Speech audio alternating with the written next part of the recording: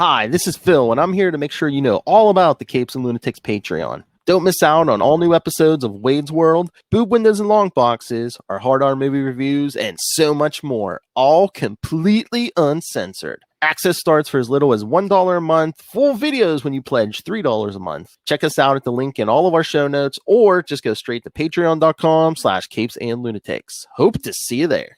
This is Luca Perich, and you're listening to the Capes and Lunatics Sidekicks podcast. Yeah, whatever. Ben Reilly, Spider-Man's clone. He's the guy. He's got a sweatshirt. Yeah, that's how you know he's different, and he's a blonde hair.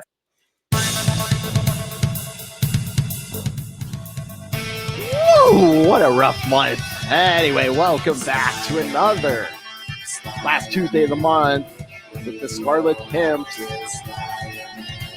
I am Phil. Joining me as always at the end of the month, the High Priest of Conchu himself. It is. Hello, everyone. Yeah, Phil. Geez, that last month flew by. But again, back in the web. 2 Scarlet Pimps. Props out to Matt out there as well. But yeah, getting ready for more Ben Reilly. Ooh, yeah. That's right, kids. Because today we're covering, some people love it, some people don't love it, but Rally, you probably know Scarlet Spider Unlimited #1. So yes, that was the joke, kids. That we were recording this like minutes after we recorded last month. So yeah, no new Ben Reilly news or Spider-Man news. So exactly. Doesn't change the fact that I still haven't showered since our last recording. Regardless of what happened, either way. Those smelly foreigners, you know what? So should we just jump into this one? I mean, it's one issue, but it's it's an unlimited issue, and it's only the one story. It's not like some of those other ones we covered that had like backups and stuff in it. Mm-hmm. Oh, it rightly gives a spotlight to Ben. It's his Scarlet Spider #1 Unlimited. There's plenty of stuff here. Sure. Let's get straight into it. Actually, before we say, I mean, I always do this, but I've forgotten what had happened to Kane. I mean, we'd covered it in the show, but it was a while since we had. And yeah, I'd forgotten that he got kind of done by the what's it called? Spider Side? Spider Side. Yeah.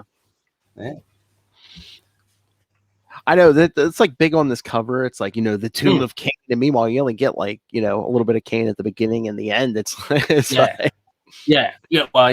significantly at the end, I guess, but we'll get to it. But yeah, exactly. This whole thing is like, oh, it's got to be about Kane, but no, we get a lot more, I think. It's like, was the High Evolutionary not a big draw in 1995?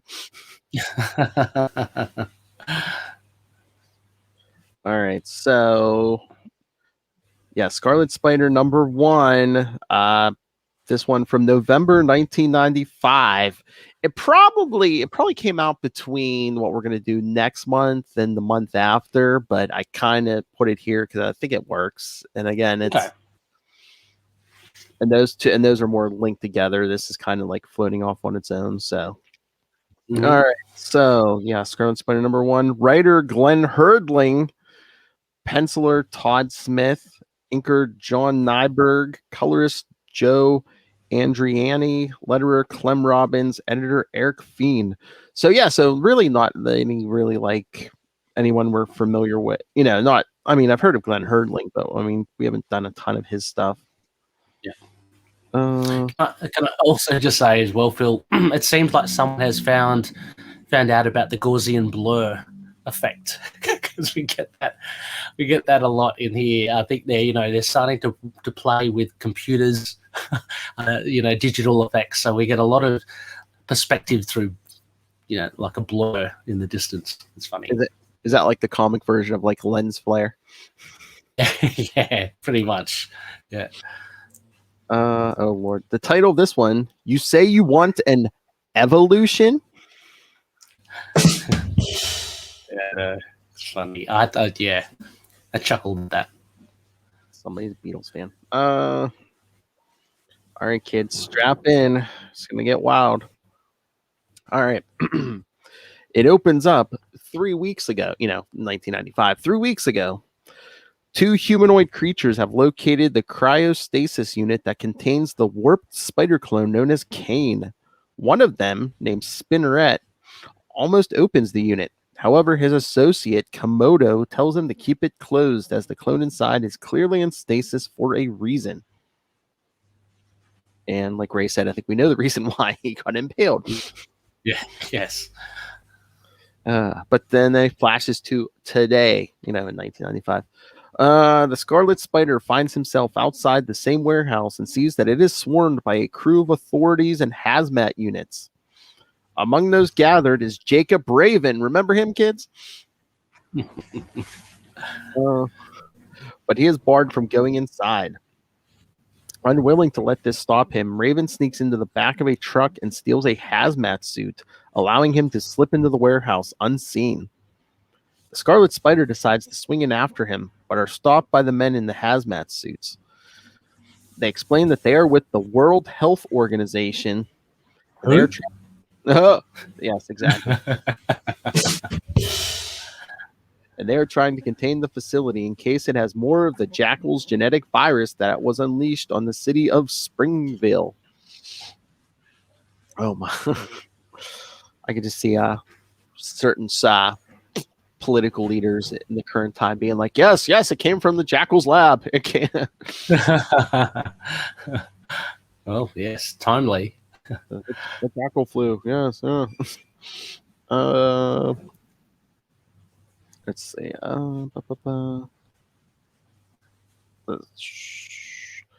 Yes, who? Barred from entering, the web slinger leaps away. As he goes, his spider sense is set off by a group of World Health Organization agents that are entering the building. Inside, the agents have found nothing and are clearing out. This allows Jacob Raven to look around for the secret entrance he has correctly deduced exists here. How would he know this? I don't know. Yeah, exactly. He's just driven by insanity. I guess, but it's like, how would he know the Jackal's set up? I don't think he even knows Kane's a clone. How does he know? Yes. There must have been a lot of off-panel investigation, Jacob Raven. That's probably something for another day. There's probably a limited series, a 12-parter, Jacob Raven and his investigations. But yeah, he's learned a lot. Just a line or two of like, oh, hey, I've studied the blueprints of the building. Hey, that's supposed to, it seems this room seems a little smaller than it's supposed to be. Oh, a door. He discovers the Jackal's lab and finds the containment unit that is holding Kane. He opens the unit in hopes of shooting Kane to death, but is pulled away by the man monsters that have set up operations in the facility. No. Back outside, the Scarlet Spider has decided to get into the warehouse through the sewers. As he crawls through the tunnels, he thinks about how people neglected to inform Jacob Raven that Kane was seemingly killed by Spiderside. Slipped everyone's mind. In the secret... I mean, probably half the readers are probably like, oh yeah, Jacob Raven. What is Yeah, that guy. If it wasn't for his Mark of Cain, he probably would not. Some people probably wouldn't remember who the hell he was. He had to have some distinguishing feature. Yeah. I mean, he's pretty much just a plot device to do the trial of Peter Parker. Yeah. I'm surprised Kane didn't kill him. In the secret lab, Spinneret has wrapped Raven up in a cocoon and are about to deal with him when an alarm warns these creatures that someone else has infiltrated the facility. This intruder is the Scarlet Spider, and he is soon ambushed. What? Go Ben. Yeah. And is soon ambushed by Spinneret and Komodo as well as their allies Buzzard and Crustacean. Although these so-called Anti-Men have the element of surprise, the Scarlet Spider knocks out the male members of this group. But this leaves him open to attacks from Spinneret and Flying Fox. God. Didn't you date in college? Flying Fox. When Flying Fox tries to drink his blood. Oh, jeez. What is this? A date with Lilith Hellfire? Jeez. How hard is it? Oh, it's a bit personal. It's a bit personal. Oh, it gets worse, right? Good for that release. Oh, Shut up and just shut up and just lay there. I can't wait to blow his mind. whoa! Coming out of the bush. You sure this isn't a What? I'm sure this isn't a Patreon only episode. Ah, all close. Chicks won't feel pity for me and bang me. Here's the one you want to hear. It's a giant sized man thing. The giant size one? Yes. We're gonna have to cover one of those just so she. Oh yeah, He's just waiting. Love. When Flying Fox tries to drink his blood, the web slinger knocks her away and then strikes Spinneret with his stingers. Slipping away, the Scarlet Spider blocks the pipe with impact webbing.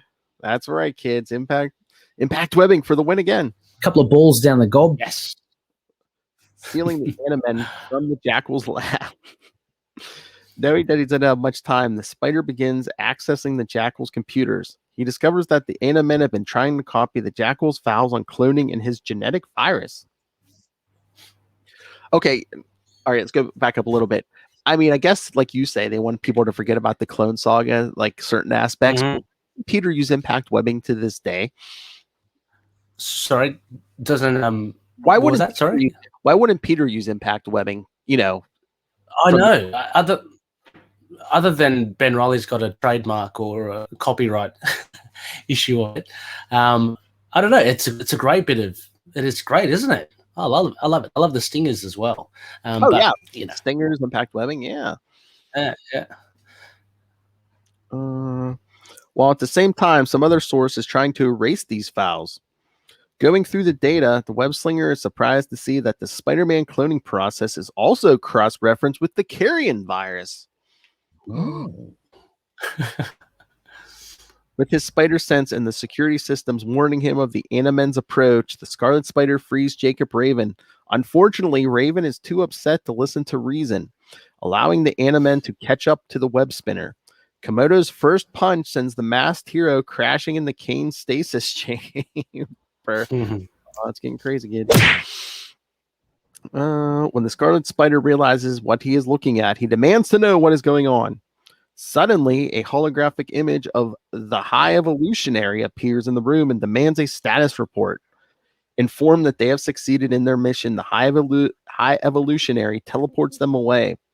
When Crustacean tries to fire a parting shot, the Scarlet Spider fires a web line at the creature, causing him to be teleported away as well. This leaves Jacob Raven unconscious on the floor with the stasis chamber containing Kane left wide open. The Scarlet Spider finds himself, meanwhile, in the middle of the city of Wundagore, home of the High Evolutionaries Newman.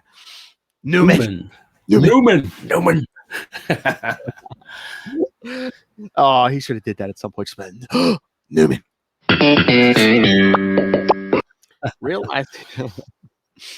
Realizing that he is in a no-win situation, the Wallcrawler flees the city as the Animen gather a mob to try and capture him. The Scarlet Spider falls through the roof of a temple and is soon swarmed by Newmen. As he fights them off, the spider is surprised by a humanoid jackal. This creature, known as Anubia, is the leader of the cult of the Jackal, who apparently worship the work of Miles Warren. Jackal groupies. She points out that the Scarlet Spider is the other Spider-Man, an object of their worship. She then confuses the hero by saying that he was once a man named Anthony Serba, whose DNA was altered with a genetic virus to make him a bio-duplicate of Spider-Man. Oh, we're going to clear that up by the end of this story, kids. But can I just say though that I love this. I love this idea. I thought it was great. It's a great twist on of cloning and the mix of cloning and evolutionary, stuff. So yeah, it's cool. Well, I mean, I won't get into it more at the end, but it's like, yeah. It's like, I think, it's the Evolutionary War. Yeah, High Evolutionary tells Peter, oh yeah, Miles Warren never cloned anybody. He just came up with this virus that changes one person into another. The Scarlet Spider doesn't know why a group of new men would worship the Jackal. He also corrects them on what they know about Miles Warren is wrong and tries to explain that the Jackal was a deranged scientist who cloned people. The worshippers of this cult view this as blasphemy. But Anubia calms them so she can tell the web spinner what she knows to be the truth. Anubia and enter, shall we say, enter like exposition or origin telling now. There's a lengthy bit of sepia toned, flashbacks. Oh yeah, there's a lot of exposition in this, kids. And Rey likes it long. Anubia explains the origins of the Numen, hyper-evolved animals that were created by the High Evolutionary. He points out that the most human-looking of the bunch were two Numen known as Porga and Tagar, as they were the work of the High Evolutionary's assistant at the time, Professor Miles Warren, the man who had become the Jackal. Porga and Tagar soon become the subject of scorn from the jealous Numen, who envied their close resemblance to the Master. Whereas the High Evolutionary wanted to create a race of gods, it became apparent that Miles Warren only wanted to play God. As such, the Evolutionary had Miles Warren exiled from Wundagore. However, the damage was done, and there was a schism among the new men. A faction grew to worship Miles Warren and remained behind on Earth when the High Evolutionary later left for the stars, which was in Thor 135, as the editor's note in the issue tells us. Miles Warren would return to these followers with his latest research and would experiment on them in the hopes of making them fully human. However, these experiments proved fatal to the creatures. Hearing all this, the Scarlet Spider theorizes to himself that this may have been an early prototype to the carrion virus. Anubia continues to say that Warren then began working on a means of creating new bodies for his worshippers in which he could transfer their minds into human bodies. That's when the Scarlet Spider speaks up, pointing out that he was only seeking to create a world of clones. However, Anubia refuses to believe that Miles Warren was anything but a decent man. She goes on to say that Warren left them for a number of years to continue his research. It was then that he returned as the Jackal, costuming himself as such so he would look more like his followers. He told them that he created perfect clones of Gwen Stacy and Spider-Man. He stayed long enough to collect more equipment and left shortly thereafter. That was when they erected a statue of the Jackal to worship. That's a statue that needs taken down. Not long after, the High Evolutionary returned to Earth and was furious that some of his new men worshipped Warren. Still, Anubia formed the cult of the Jackal, where they secretly worshipped the Jackal in secret. Nice sentence. They secretly worshipped him in secret. Okay. She then sends spies into the real world, where they learned about the apparent death of the Jackal, which was kind of like our first episode. Yeah. Learning of the existence of the cult and that they were holding a memorial service for Miles Warren, the High Evolutionary confronted Anubia and vowed to prove that Miles Warren was nothing more than a fraud. Exposition. Sometime this story is so it's like, hey, we're gonna tie up a bunch of stuff, including hey, remember when the High Evolutionary during the Evolutionary War said, oh yeah, there's no such thing as clones. Yeah. I, to be honest, I really kind of enjoyed this bit here. It did explain a lot, and I like how it ties a lot of stuff together. And I think this is the most I've actually seen interaction between Miles Warren and the High Evolutionary, because we know that they have such a close relationship. So, this is one of the rare instances you actually see, the relationship, which is great. Oh, yeah, it all gets explained here, yeah. Mm. Right. So sometime after this, the High Evolutionary captured the Gwen Stacy clone and conducted experiments upon her. He learned that she was actually a woman named Joyce Delaney, who was exposed to the genetic virus by Miles Warren, turning her into a genetic duplicate of Gwen Stacy. When the High Evolutionary presented this evidence to the cult of the Jackal, they did not believe it at first. They sent out more spies to look for the lost journals of Miles Warren. When they discovered them, they were horrified to discover that the diaries confirmed everything that the Evolutionary told them was true. Hearing all this, the Scarlet Spider finds it incredibly difficult to believe and wonders why, if this is all a deception. Still, part of him worries about what to do if it is true. Since Peter Parker was revealed to be the clone, if he is really Anthony Serba, the Spider wonders if Serba doesn't deserve getting his life back. And Anthony Serba, kid, was Miles Warren's lab assistant. So, but no, he didn't use the virus. He just killed him. Which brings the Spider to his next question. If the cult knows that Miles Warren was a fraud, why do they still worship him? Anubia explains that they still believe that the Jackal will bring about the golden age he promised them so many years ago. That's when the Scarlet Spider explains that Miles Warren did succeed and cloning is possible. This prompts Anubia to tell her followers that they must go to the Citadel of the High Evolutionary and learn the truth once and for all. It's not done yet, kids.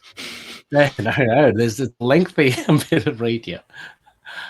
Disguising themselves with robes, the Scarlet Spider and members of the cult sneak into the facility through the sewers.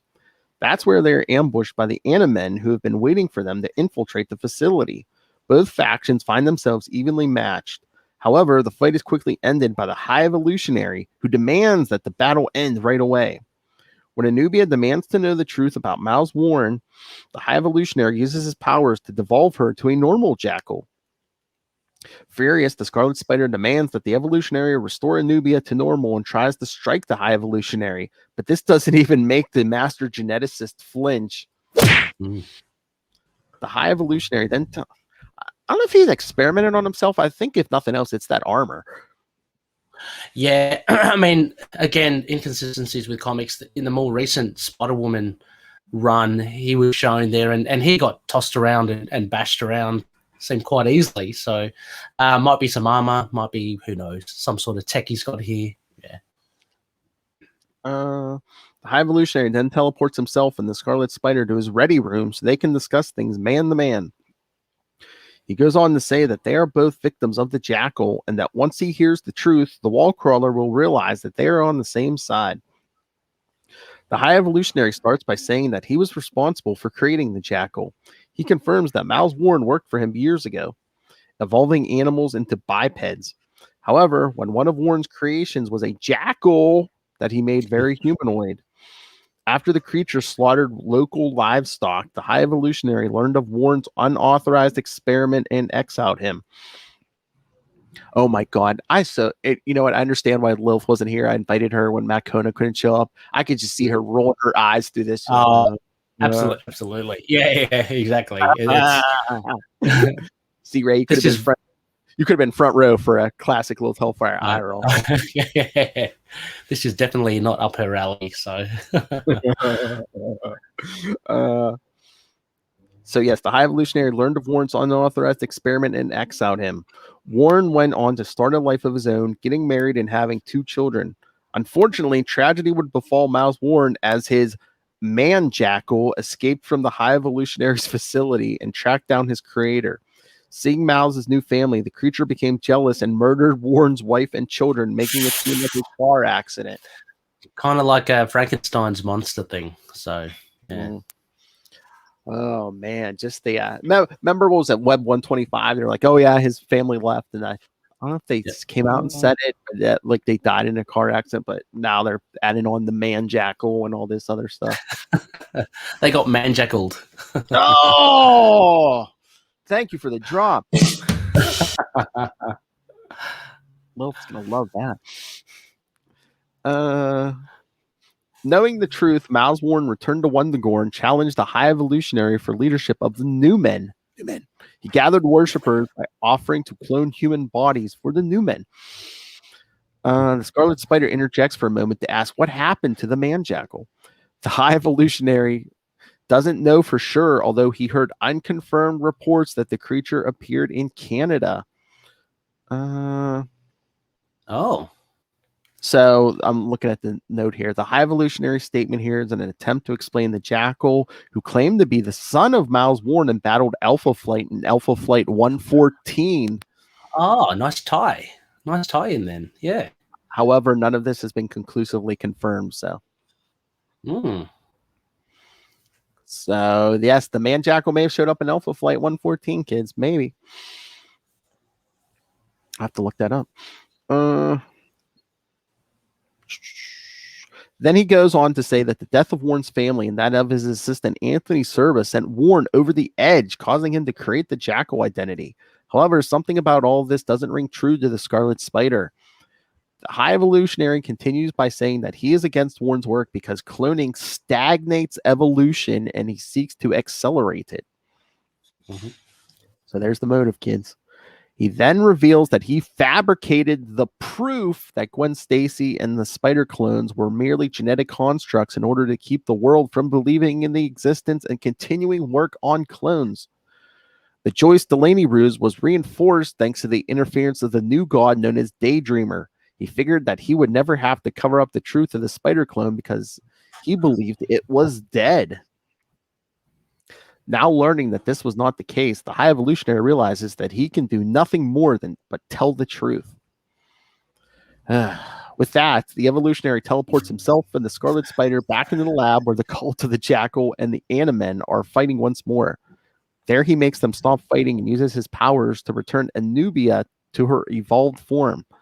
There, the Evolutionary admits that he deceived his Newman, and his story is confirmed by the Scarlet Spider. However, the web-slinger explains that Miles Warren was only interested in creating a world of clones that were his own slaves. The High Evolutionary concludes that the destiny of the Newmen is not to become human, but to surpass humanity. With this all sorted out, the Evolutionary teleports the Scarlet Spider back to New York.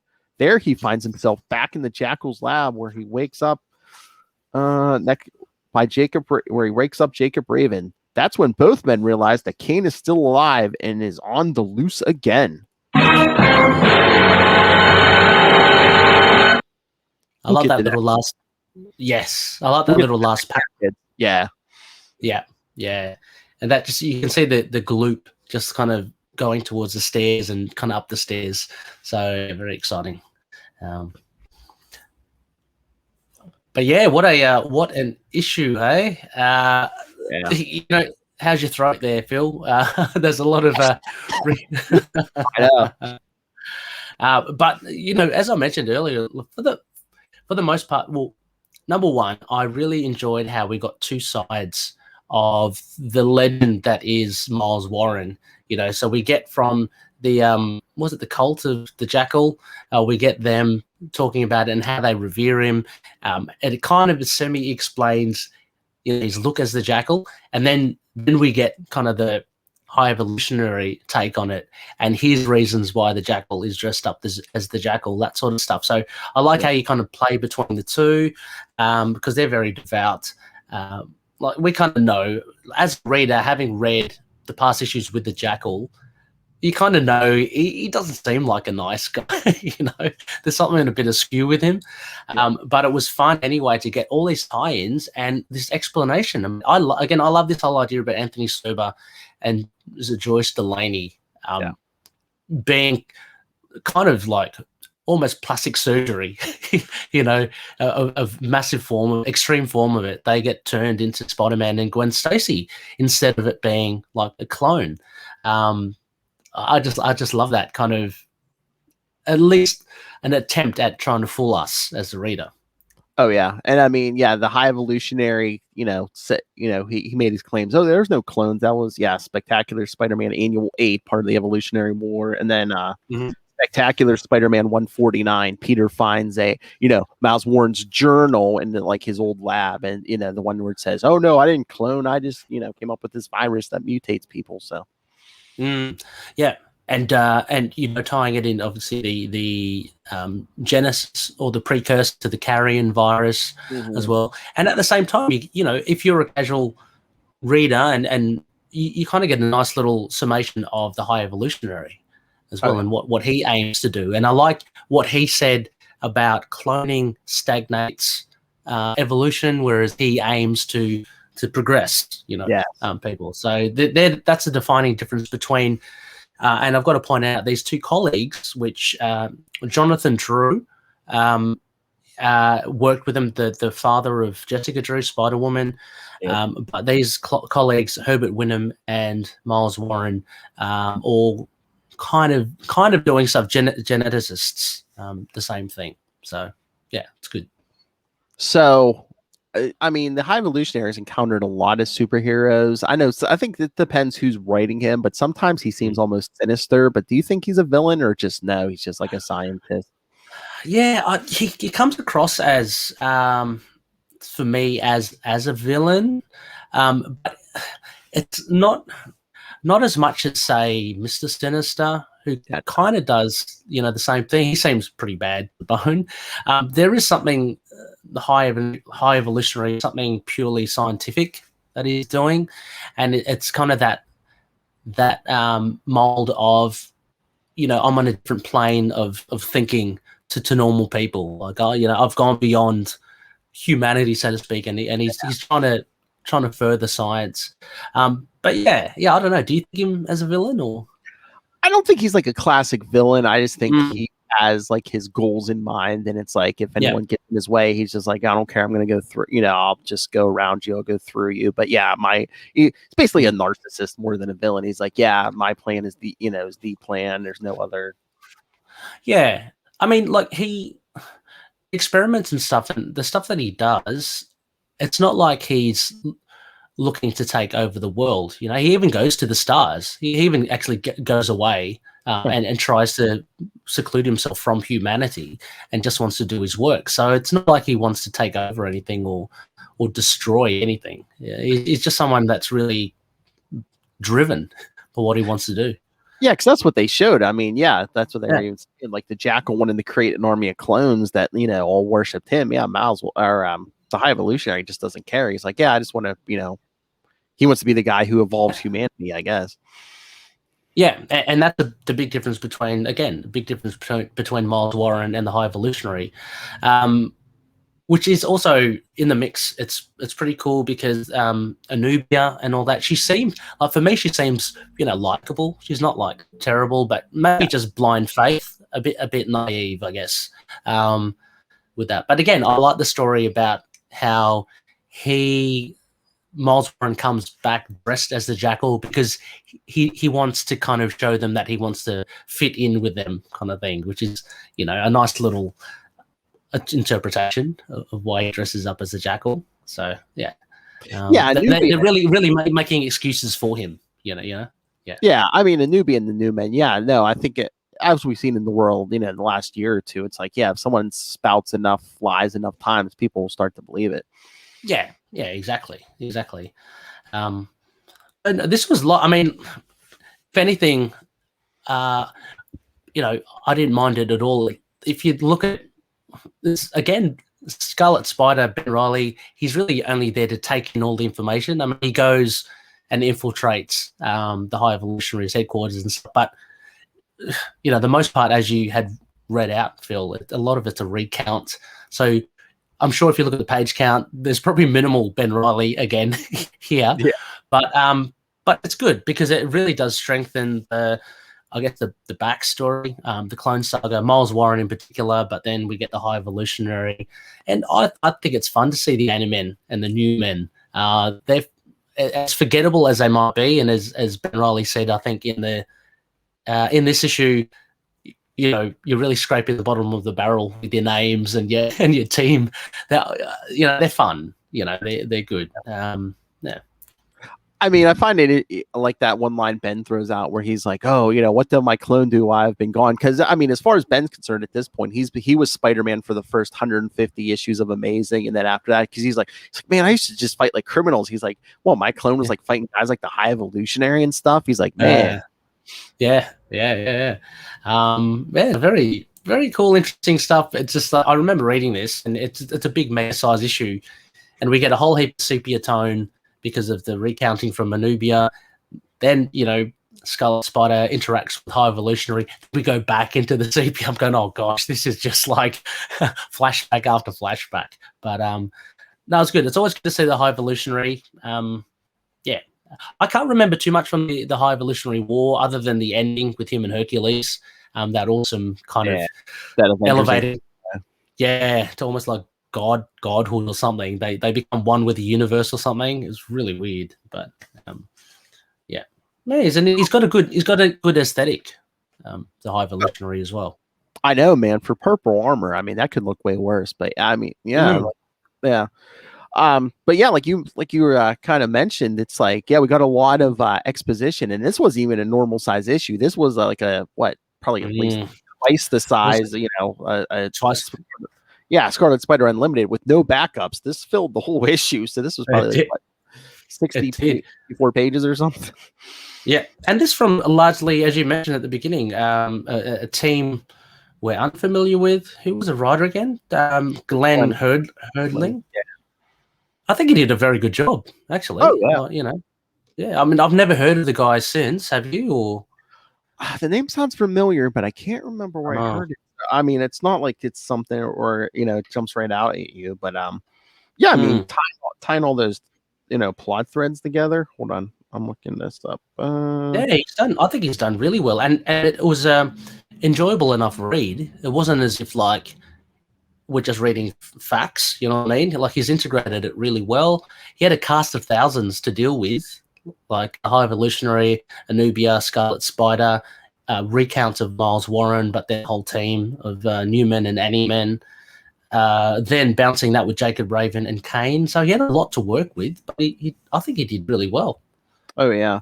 I guess he was an editor too, but I pulled this up. I guess he must have wrote some. He wrote an issue of What If, Uncanny. He wrote some Uncanny X-Men, Spectacular Spider-Man Annual, Marvel Comics Presents, and Avengers, and Namor the Submariner. Yeah, and then an Avengers Ultra Force crossover or something. Yeah, so I don't know if he was like a fill-in guy, like they needed like a fill-in. He was like an editor, and then he just like filled in when they needed him or whatever. Mm-hmm. Yeah, but I think he did really well. Like, and even the art as well. I don't know what you thought of the art, but I thought it was quite well done as well. I mean, again, not we're not talking top tier, but for the most part, it was quite enjoyable. Nothing to fault. Yeah, I liked it, especially the cover. I liked the cover on this.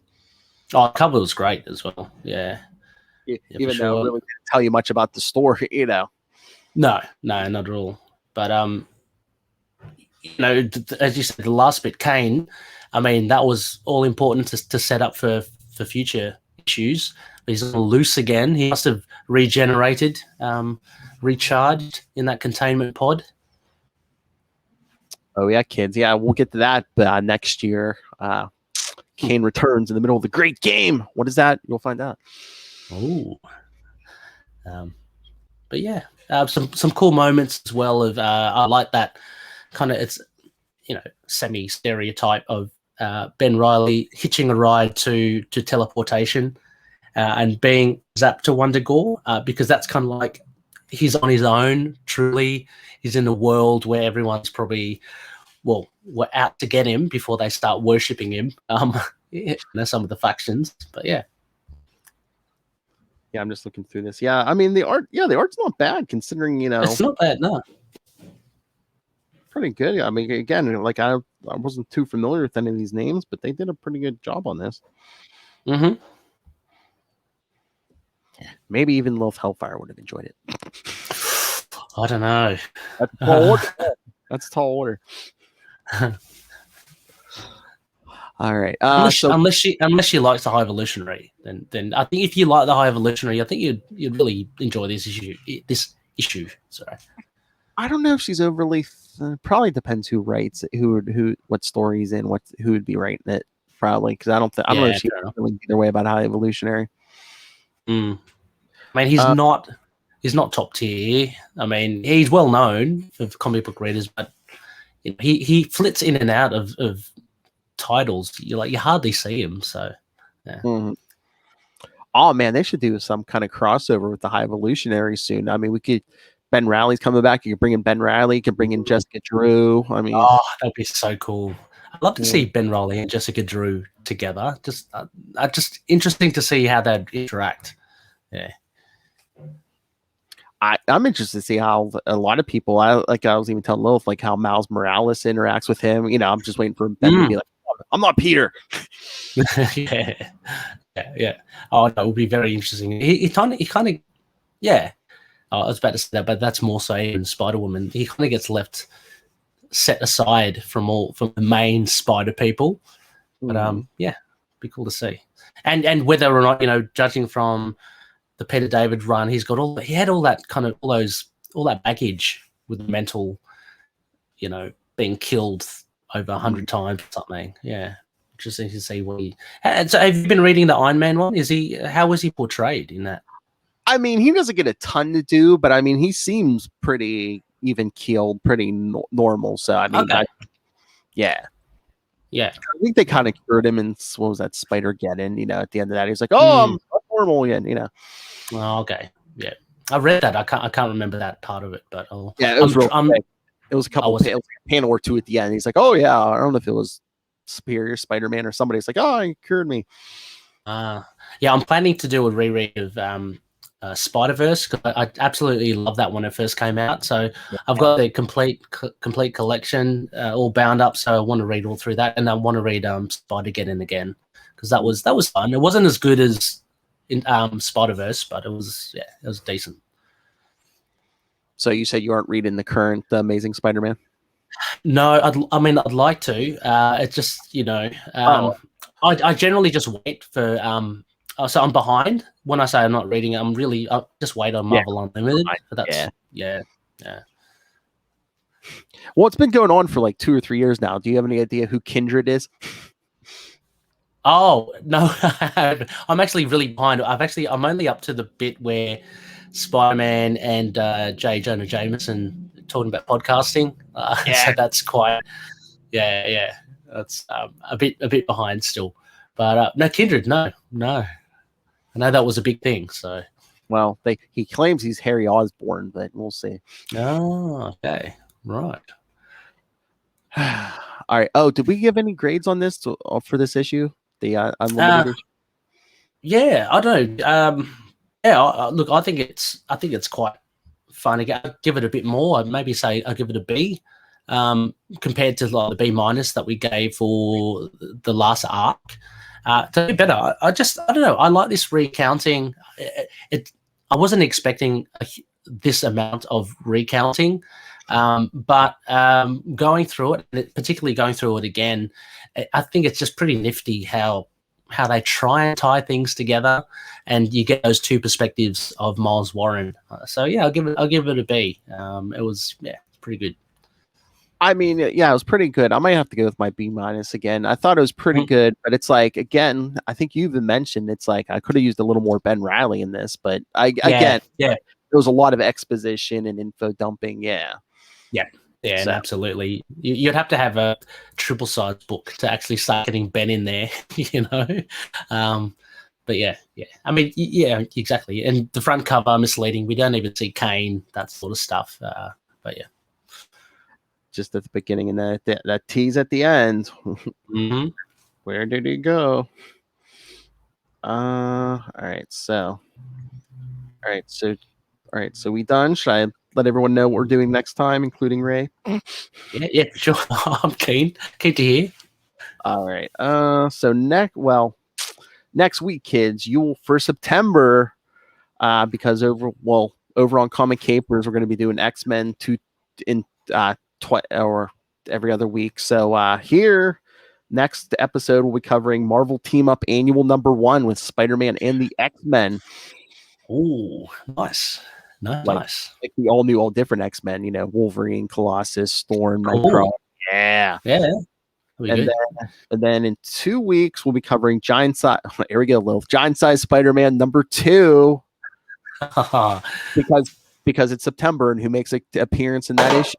Mr. Shang-Chi. Oh yeah. Yes. Very much looking forward to the film coming out, and been loving the comics as well. The Shang-Chi comics coming out. And then in 3 weeks, we'll be back. X-Men. There was an X-Men Spider-Man miniseries that will cover those 4 issues. And then, of course, in 1 month, back for Scarlet Spider, we will be covering Virtual Morality from Web of Scarlet Spider #1, Amazing Scarlet Spider #1, Scarlet Spider #1, and Spectacular Scarlet Spider #1. Oh, get rid of Spider-Man. It's all a Scarlet Spider. They kind of did like a 2-month thing then, kind of like when X-Men did Age of Apocalypse, they did that, 2 months of Scarlet Spider books. That's good. I like it. But yes, as you can tell from the title, yes, the virtual reality. We'll be back, kids. Cyberspace. Does it get merged with reality? Got to tune in and find out. All right, so send your thoughts on all of that, or hey, what did you think of this issue? Email us capesandlunatics@gmail.com or call the voicemail 614-382-2737. That's 614-38-capes. And remember to follow Ultimate Spider-Cast on Facebook, Twitter. Find links to our YouTube channel. You can watch this video. Please subscribe. Oh my God, I looked a day or two ago. I think we were at 168 subscribers. So Little Hellfire demands we need one more subscriber. Nice. At least. So please go subscribe to YouTube if you have not. Find links to the Patreon. More and more stuff going up there. Movie reviews, uncensored comic book reviews. I know Little Hellfire and I did talk about. We were going to talk about maybe in September we might talk that whole Batman Catwoman topic. Oh, the marriage. No, taking the elevator to the basement. You know what I'm talking about? Oh. Well, I think so. I can't say it, Ray. I can't say oral sex, Ray. Oh, wow. Okay. So find that on the Patreon, hopefully in September, and then find links to the merch. Stay hydrated. Keep in touch. All in one place. That's Linktree, linktr.ee/capesandlunatics. And please support all things Southgate Media Group. Go to southgatemediagroup.com. Please go check out and subscribe to the Southgate Media Group YouTube channel. Go, if you can, subscribe to the Southgate Media Group Patreon. There's free and paid content there. And of course, pick up Pod Life the book, now in digital and paperback. And when you go on Amazon for that, use the link for Southgate Media Group right down there in the show notes. Help us support this show, the network, and that half man, half animal, Rob Master Doom Southgate. Make it rain, so says Master Doom. What did you say? Mark my words. I don't want to say he's wild like an animal. Well, there's someone else we know who's wild like an animal. Wild like an animal. All right, Ray. Tell everyone the story of your many, many podcasts. Expo Dump. Yeah, the Expo Dump now, coming right at you in sepia tone. You can catch me on Into the Night, the Moon Knight podcast, on all social media platforms, but also on To Know Her Is to Fear Her, a Spider-Woman podcast, very relevant to what we just covered now with the High Evolutionary, as we mentioned before. And also Last Sons of Krypton, a Superman podcast. Nothing really Superman related in that Scarlet Spider Unlimited, but check it out because they're both red and blue. And anyway, the best way to contact me always is on Twitter. I'm on all the other ones as well. But if you just want to talk about anything, or if you want to talk about Moon Knight, Scarlet Spider, Spider-Woman, and Superman all in one hit, it's at ReyRey Pod, ReyRey Pod, and that's on Twitter. And I'm happy to chat. Sounds like a plan, Jan. Who was that? Sounded like a younger, more vigorous Ray. Whoa! Rumpy Pumpy. I love that man. Oh, jeez.